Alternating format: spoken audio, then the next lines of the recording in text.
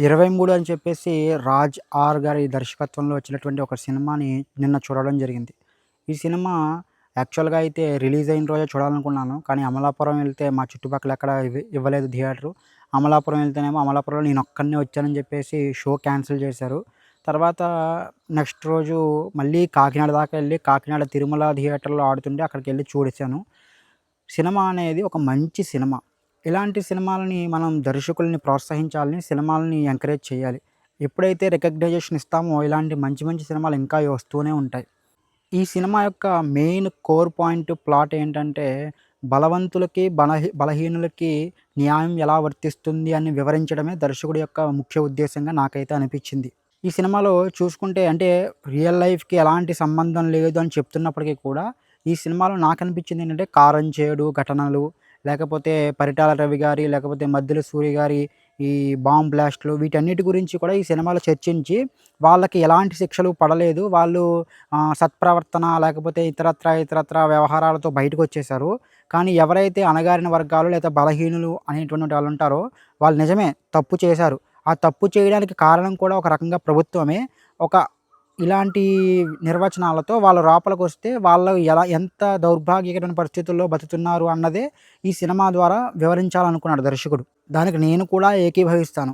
అది ప్రజాస్వామ్యమైనా, కమ్యూనిజమైనా, క్యాపిటలిజమైనా దేంట్లోనైనా సరే బలవంతులుకి ఎప్పుడూ కూడా న్యాయ వ్యవస్థ సమర్థనగానే ఉంటుంది.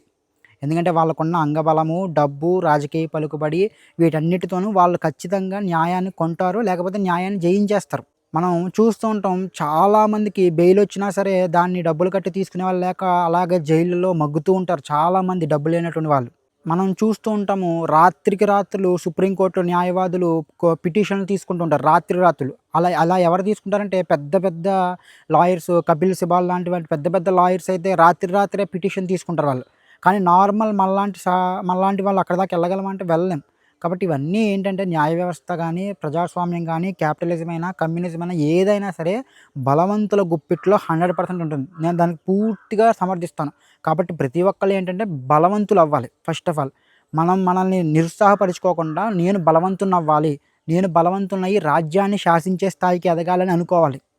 ఇంకా ఈ సినిమా విషయానికొస్తే గనక ఇది ఒక హృద్యమైన ప్రేమ కథ. చాలా భావోద్వేగాలతో నిండి ఉంటుంది కథ అంతా కూడా. ఒక ఫ్లోలో అంటే ఒక అలలాగా అలా వెళుతూ ఉంటుంది. ఇది ఒక సంవత్సరమో, 2 సంవత్సరాలు జరిగే కథ కాదు. కొన్ని పదుల సంవత్సరాలు జరిగినటువంటి ఒక కథ. ఇందులో నటించినటువంటి నటులు గానీ, నటీమణులు గానీ చాలా చాలా బాగా చేశారు. అంటే అలాంటి సందర్భాల్లో పెరిగినటువంటి జనం, అలాంటి సిట్యుయేషన్స్‌లో, అలాంటి ఇబ్బందికర సిట్యుయేషన్స్‌లో ఎలా ప్రవర్తిస్తారో అలాగే దర్శకుడు తీశాడు. అంటే మనకి కొంచెం చిరాకు రావచ్చేమో గానీ, అలాంటి సందర్భాల్లో మనం ఉన్నా సరే అలాగే ప్రవర్తిస్తామేమో అని మనకు కూడా అనిపిస్తుంది. కాబట్టి దర్శకుడిని ఖచ్చితంగా ఇలాంటి సినిమాలు తీయడానికి మనం చాలా ప్రోత్సహించాలి. ప్రోత్సహించినప్పుడు మాత్రమే ఇలాంటి మంచి సినిమాలొస్తాయి మనకి. ఎప్పుడూ కూడా మనం కమర్షియల్ సినిమాలని లేకపోతే పెద్ద సినిమాలని ఎంకరేజ్ చేస్తూ ఉండడం ఏమవుతుంది అలాంటి సినిమాలే వస్తాయి. ఎస్పెషల్లీ మన తెలుగు సినిమాల్లో మంచి సినిమాలనేటువంటివి చాలా కరువు. ఇలాంటి దర్శకుల్ని మనం 'చంద్రశేఖర్ ఏలేటి' ఇలాంటి ఒక మంచి దర్శకుల్ని కూడా మనం ఎంకరేజ్ చేయలేకపోయాం సరిగ్గా. ఇప్పటికైనా సరే 'రాజ్ ఆర్' లాంటి ఒక మంచి దర్శకుల్ని ఎందుకంటే ఇంత వెయిటేజ్ ఉన్న కథని ఆయన ఎంత నార్మలైజ్ చేసి చెప్పారంటే అలా సినిమా వెళ్ళిపోతూనే ఉంటుంది. అసలు ఎక్కడ ఒక డ్రాప్ గానీ ఎక్కడ లేకుండా అలా చూసుకుంటూ వెళ్ళిపోతారు. జనరల్‌గా ఇలాంటి స్లో లేకపోతే వెయిటేజ్ ఉన్న సినిమాలని ఆడియన్స్ కేకలేయడమో, "అరేయ్ మార్చరా" అనడం ఏమంటారు. నేను చూసాను కదా థియేటర్‌లో ఎవ్వరూ అరవలేదు. అలా స్లో పేస్‌లో అలా వెళ్ళిపోతూ వచ్చింది సినిమా. ఇంకా చెప్పాలి అంటే దర్శకుడు ఆర్టిస్ట్‌లకి చాలా స్కోప్ ఇచ్చారు. మీరు మీ టైం తీసుకోండి. ఇక్కడ మీ క్యారెక్టర్‌లో మీరు ఎలా చెప్తారో నిన్న కూడా నేను 'వెన్నెల కిషోర్' గారిది ఒక ఇంటర్వ్యూ చూస్తుంటే ఆయన ఏమన్నారంటే చాలామంది దర్శకులు మనకి డైలాగు టకటకా చెప్పేయండి అంటారు సార్. డైలాగు టేక్ తీసుకునే టైం కూడా ఇవ్వరు అని చెప్పారు. అది నిజం. నాకు అది కూడా అనిపించింది. ఈ సినిమాలో డైలాగ్‌కి మధ్యన చాలా టైం తీసుకుంటూ ఉంటారు. అది ఏంటంటే డైరెక్టరు, దర్శకుడు ఆర్టిస్ట్‌లకి ఇచ్చిన ఒక ఫ్రీడమ్. ఇంకా చెప్పాలంటే ఇందులో ఒక సన్నివేశం ఉంటుంది. ఆ సన్నివేశం ఏంటంటే, ఆ జైల్లో ఉన్న కొంతమంది ఖైదీలు ఒక కుటుంబాన్ని అత్యంత దారుణంగా రేప్ చేసి, మానభంగం చేసి చంపేస్తే, ఆవిడనే తీసుకొచ్చి ఈ వీళ్ళ యొక్క వ్యక్తిత్వ వికాసాన్ని పెంపొందించడం కోసం అని చెప్పి ఒక సెషన్ పెడితే ఆవిడ యొక్క బాధను చెప్పిస్తారు.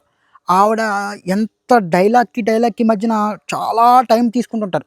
అక్కడ నాకు కూడా కొంచెం మరీ అంత టైం తీసుకోకుండా ఉండాల్సిందేమో అనిపించింది. బట్ రియల్ లైఫ్‌లో అలాంటి సందర్భాల్లో అలాంటి క్షోభను అనుభవించిన వ్యక్తులు అంతమంది ఖైదీల ముందు ఆ ఖైదీలందరూ కూడా మృగాలు.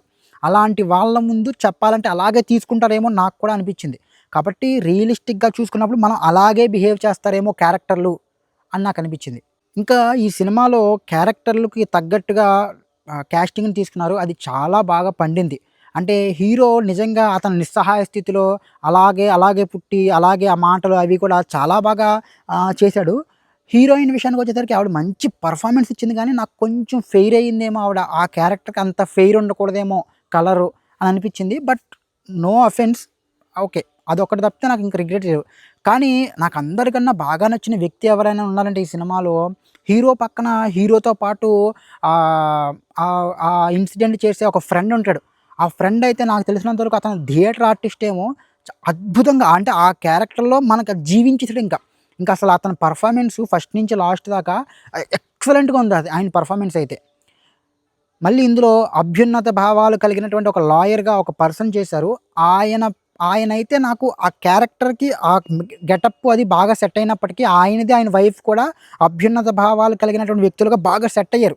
కానీ ఆవిడ బాగా చేసింది అది బాగా సెట్ అయింది. కానీ ఆయన ఎవరైతే ఉన్నారో ఆ లాయర్ గారు ఆయన పెర్ఫార్మన్స్ చేయలేరు. ఆయన గాత్రంలో ఆర్ద్రత కనిపిస్తుంది గానీ, మొఖంలో ఆ ఎక్స్‌ప్రెషన్, ఆ భావం కనిపించట్లేదు. అది కొంచెం మైనస్ అయ్యిందేమో అనిపించింది. ఇందులో ఝాన్సీ గారున్నారు. ఝాన్సీ గారు చాలా అంటే చాలా మెచ్యూర్డ్‌గా చేశారు.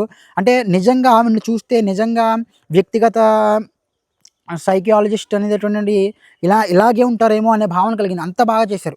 అంటే అందులో కూడా ఖైదీల మధ్యన వాళ్ళకి వ్యక్తిగత వికాసాన్ని పెంపొందించేలాగా కొన్ని ప్రోగ్రామ్స్ చేస్తారు.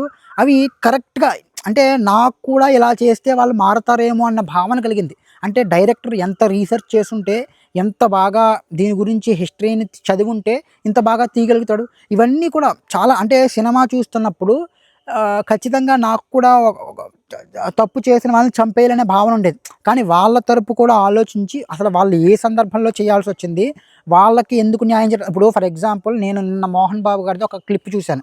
'ఆలీ' గారితో ఒక ఇంటర్వ్యూలో. ఆయన ఏమంటాడంటే, మనం సమాజంలో ఒక వ్యక్తి రేప్ చేస్తే తీసుకెళ్ళి వెంటనే ఎన్‌కౌంటర్ చేసేస్తారు. అదే ఒక పెద్ద పొలిటీషియన్ కొడుకో, లేకపోతే ఒక పెద్ద బిజినెస్ మ్యాన్ కొడుకో, లేకపోతే ఒక పెద్ద బలమున్నటువంటి వ్యక్తి చేస్తే చంపుతాం మనం? చంపం. చంపరు కూడా. అంటే ఏంటి ఇక్కడ కేవలం బలహీనులకి మాత్రమే మనం శిక్షలు విధిస్తాం. కఠినమైన శిక్షలు. బలవంతులకి ఏమీ జరగదిక్కడ. ఆ విషయంలో నేనైతే దర్శకుడు చెప్పాలనుకున్న పాయింట్‌కి నేను పూర్తిగా సమర్థిస్తాను.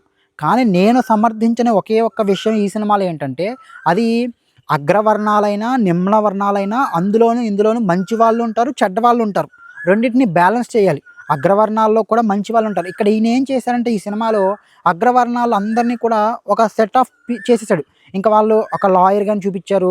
ఒక చుండూరు అని చెప్పేసి అక్కడ అగ్రవర్ణాల వాళ్ళుంటారు. వీళ్ళందరిని ఇంక నెగెటివ్‌గానే చూపిచ్చారు. వాళ్ళందరూ క్రూరులు, దుర్మార్గులు, ఎప్పుడూ నిమ్న వర్ణాల వాళ్ళని తొక్కేస్తారు, చంపేస్తారు వాళ్ళలో కూడా మంచి వాళ్ళుంటారు. ఆ మంచి వాళ్ళని చూపిచ్చాలి. అలాగే నిమ్న వర్ణాల్లో ఉన్నటువంటి వ్యక్తులు కూడా వాళ్ళల్లో కూడా కొంతమంది చెడ్డవాళ్ళుంటారు. దొంగతనాలు చేసేవాళ్ళు, లేకపోతే డబ్బుల కోసం హత్యలు చేసేవాళ్ళు, మానభంగాలు చేసేవాళ్ళు వీళ్ళు కూడా ఉంటారు.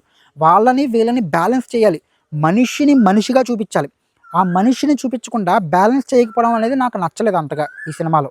ఇంకా చివరగా దర్శకుడి యొక్క ప్రతిభ గురించి నేను చెప్పాలనుకుంటున్నాను. ఈయన తీసిన 'మల్లేషు' అనే మొదటి సినిమా, తర్వాత 'ఎయిట్ AM మెట్రో' అని చెప్పి 2 సినిమాలు తీస్తే దీని గురించి కొంతమంది యూట్యూబ్‌లో మంచిగా చెప్తుంటే నాకు ఈయన మీద చాలా సదుద్దేశం పెరిగింది. మంచి భావన పెరిగింది ఈయన మీద. నేను సినిమా చూసాను. చూసిన తర్వాత నాకు కూడా ఆయన చాలా మంచి దర్శకుడనే భావన కలిగింది. ఆయన ప్రతి టెక్నీషియన్ ద్వారా మ్యూజిక్‌ని గానీ, లేకపోతే సినిమాటోగ్రఫీని గానీ, టెక్నికాలిటీస్ గానీ చాలా బాగా ఆ కథని డామినేట్ చేయకుండా కథలోనే ఉంటూ చాలా బాగా సద్వినియోగం చేసుకున్నాడు. కాబట్టి ఖచ్చితంగా మంచి దర్శకుడు, మంచి సినిమా అందరూ చూడండి, ఎంకరేజ్ చేయండి. జై హింద్.